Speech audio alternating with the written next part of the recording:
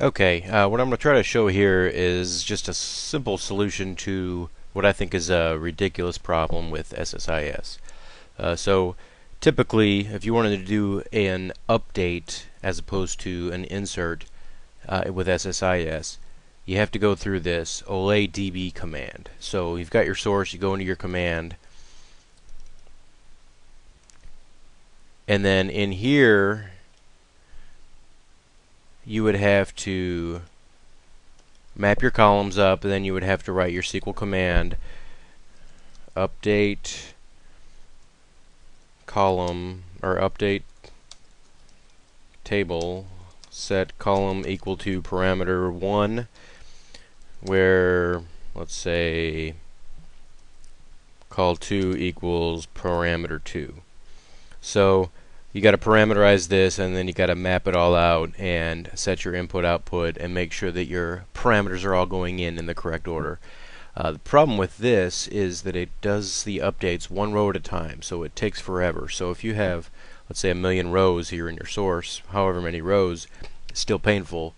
You're going to send that many, so 1,000,000 update commands to the database, and that's just a total resource hog. So there's really not a graceful way to do that. It's built in. I believe the next version of SSIS has what's called a merge process. So here's how we would do that currently in SSIS. So we would start with an SQL task, end with an SQL task, and then have a data flow in the middle. So our first SQL task is going to be, so what we're going to have to do here is create a staging table for the update data. So instead of doing these updates one by one, we want to do them as one single update statement to do a mass update. So the first thing I'm going to want to do is, obviously in SQL Server or wherever it may be, create this temporary staging table. So in my SQL task here, I'm going to just create a SQL statement, and I'm going to truncate that table so that we always start with it clean. So truncate table blah.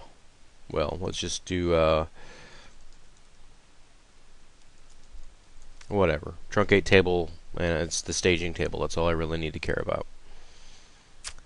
Okay, so in my data flow task, this is where I'm going to take it from the source, and I'm going to do whatever with it. Let's say a derived column, and then I'm going to throw it into my destination table. So we can do whatever we want here, derive columns, whatever transformations we need to do. But ultimately, I'm saving here.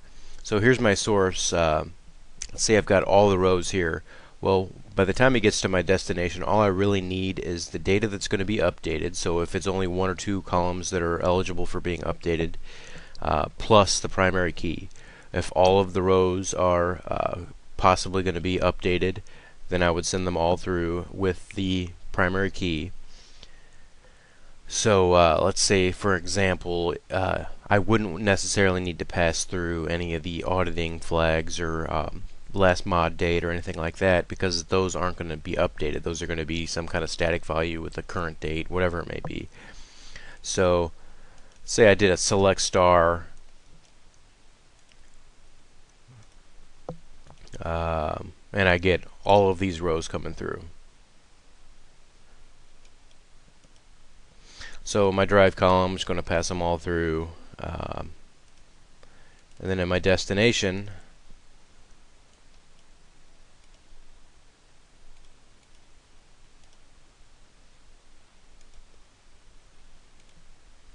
I may only want to pull in a few of these. So in this case, it's just trying to make a quick example. I can't really do the mapping, but let's say I only want to pull in the course ID, and then in my case, I'm only going to be updating latitude, longitude, and accuracy.